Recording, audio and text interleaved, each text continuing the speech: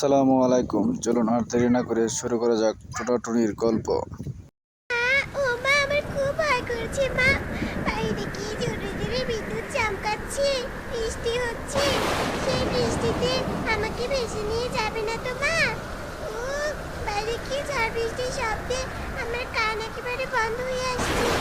আর তুমি আমার শক্ত করে ধরে থাকো মা, আমার ভীষণ ভয় করছে। ভয় পাস না রে মা টিংটিং, তোর মা আছে তোর পাশে। টোনা, তোমাকে কতবার করে বলেছি সামনে বর্ষাকাল, তাড়াতাড়ি ঘর ঠিক করো, ঘর ঠিক করো। তো শুনলে না আমার কথা। এবার দেখো দেখো কি হাল হচ্ছে আমাদের।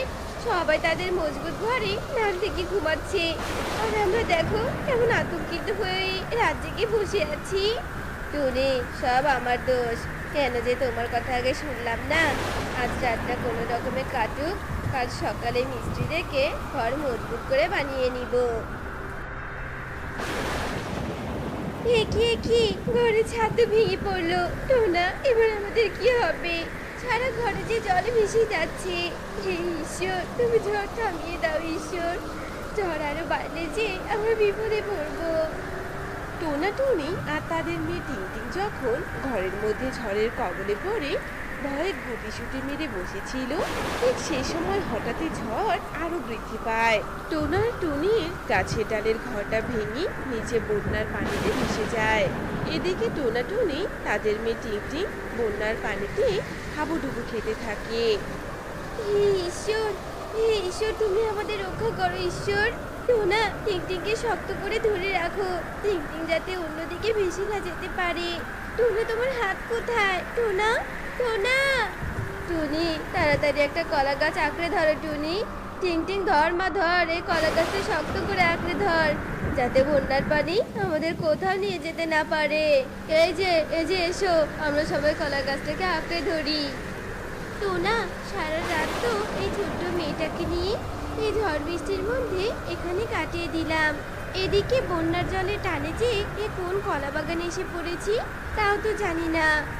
আমিও তো বুঝতে পারছি না টুনি, এটা কোন জায়গা। এদিকে সারা রাত জলের মধ্যে ভিজে থেকে আমার শরীর যে অবশ হয়ে যাচ্ছে ঠান্ডায়। আমাদের পুরো বাড়ি তো ভেঙে গেছে। টুনি, এবার আমরা কোথায় যাব, কি করব, কিছুই তো বুঝতে পারছি না। আহা, তোমরা বুঝি ভীষণ বিপদে পড়েছো? সারা রাত ধরে দেখলাম এই ঝড় বৃষ্টি মাথায় নিয়ে আমাকে আঁকড়ে ধরে আছো। কে গো তোমরা, আর কোথায় বা তোমাদের ঘর? কলা গাছের এমন নরম সুরে কথা বলা দেখে এ কি এ কেমন কলা গাছ? কলা গাছ কথা বলতে পারে? এ তো আমি বাপের জীবনেও শুনিনি। ওগো টোনা, এ আমরা কোন কলা বাগানে এসে পড়েছি? এবার আমাদের কি হবে গো? তুমি নিশ্চয়ই রাক্ষসী কলা গাছ, আমাদের এখন গিলে খাবে নিশ্চয়ই। না না, আমি কোনো রাক্ষসী কলা গাছ নই। আমার কথা শুনে তোমরা ভয় পেও না। ওসব ভয় পাওয়া বাদ দিয়ে আগে বলো তো, তোমাদের এমন অবস্থা হয়েছে কেন? কিসের জন্য এভাবে বন্যার জলে কষ্ট করছো? শুনবে কলা গাছ, তুমি শুনবে, ওই ভয়ঙ্কর ঝড়ের কবলে পড়ে আমরা কিভাবে বাড়ি ঘর হারিয়ে নিঃস্ব হয়েছি। তাহলে শোনো, বলছি তোমাকে। আহারে, তাহলে তো তোমরা বড্ড অসহায় হয়ে পড়েছো। তবে তোমরা কোনো চিন্তা করো না, আমি তোমাদের সাহায্য করব। শোনো তোমরা, এই যে আমার কলা গাছ থেকে যে কলা পাতা দিলাম ছিঁড়ে, এই কলা পাতার উপরেই তোমরা ভেসে থাকতে পারবে। কলা গাছ, তোমাকে অনেক ধন্যবাদ গো, এইভাবে তোমার কলা পাতা দিয়ে আমাদেরকে সাহায্য করার জন্য। এবার তাহলে আমরা এই কলা পাতায় ভেসে আমরা অন্য জায়গায় চলে যাই, দেখি কোনো শুকনো জায়গা পাই কিনা। এই কথা বলে টুনি তার পরিবার নিয়ে কলা পাতায় ভেসে ভেসে কলা বাগান থেকে বেরিয়ে পড়ে।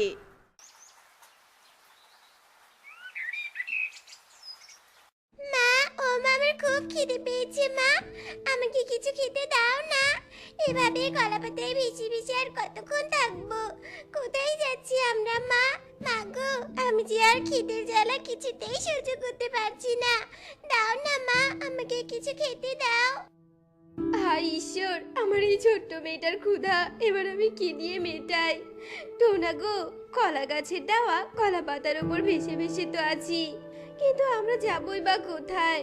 যতদূর চোখ যায় শুধু দেখছি বন্যার জল আর বন্যার জল।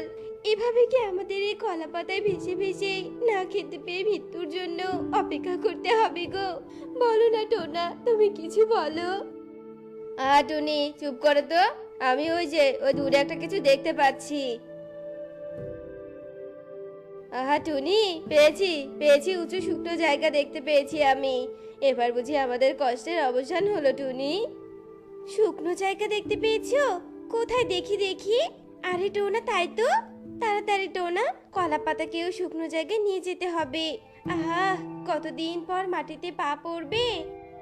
এই কথা বলে টোনা আর টুনি বন্যার জলে ভাসতে থাকা দুজনে দু টুকরো লাঠি পায়। আর সেই লাঠি নিয়ে টোনা টুনি নৌকার মতো কলা পাতাকে বইতে বইতে সেই উঁচু জায়গায় যায়। কি গো টোনা, আমরা কোন জায়গায় চলে এলাম গো? এই জায়গা দেখতে তো একদম স্বর্গের মতো সুন্দর। চারিদিকে শুধু ফুল ফলের গাছ, কোনো চিৎকার চেঁচামেচি নেই। এমন শান্তির জায়গা তো আমি আগে কখনো দেখিনি গো। কলা পাতা থেকে নেমে আগে দ্বীপের ভেতরে চলে তো দেখি কি আছে। ওই যে সামনে যে একটা আম গাছ আছে, ওই আম গাছে অনেক পাকা পাকা আম দেখতে পাচ্ছি। চলো টুনি, আগে পেট পুড়ে আম খাই। গত দুদিন থেকে আমরা কিছুই খাইনি।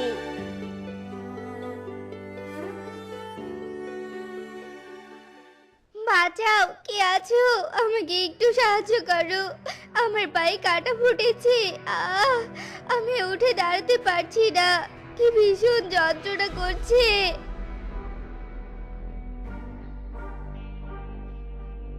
এ কি গো, দেখো দেখো টুনি, এই আম গাছের নিচে একটা পরী বসে কাঁদছে, আর তার পা দিয়ে কত রক্ত পড়ছে। টুনি, তাড়াতাড়ি ওই লাল ফুলটা দেখতে পাচ্ছ না, ওই ফুলটা আমাকে এনে দাও তো। ওই ফুলের রস পরীর পায়ে দিলে পরী এক্ষুনি সুস্থ হয়ে যাবে।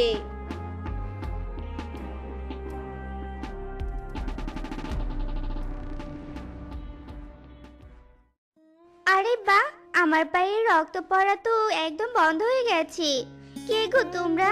একেবারে দেবদূতের মতো এসে আমাকে বাঁচালে। এই জায়গায় তো আগে কখনো দেখিনি। আমরা এক অসহায় ভিনদেশি গো পরী, ঝড় বৃষ্টিতে নিজের ঘর বাড়ি হারিয়েছি, কলা পাতায় ভেসে ভেসে এই দ্বীপে এসে পৌঁছেছি। আমাদের কোনো পরিচয় নেই গো ফুলপরি, কোনো পরিচয় নেই। তোমাদের আর ভিনদেশি হয়ে থাকতে হবে না গো। তোমরা আমাকে অনেক বড় সাহায্য করলে, আর এই ফুলপরীকে যে সাহায্য করে তাকে আমিও সাহায্য করি। শোনো, তুমি যেহেতু ঝড়ের কারণে তোমার বাড়িঘর হারিয়েছো, সেহেতু তুমি তোমার পরিবার নিয়ে এখানেই বাড়ি বানিয়ে থাকো। এখানে তোমাদের কেউ বিরক্ত করবে না।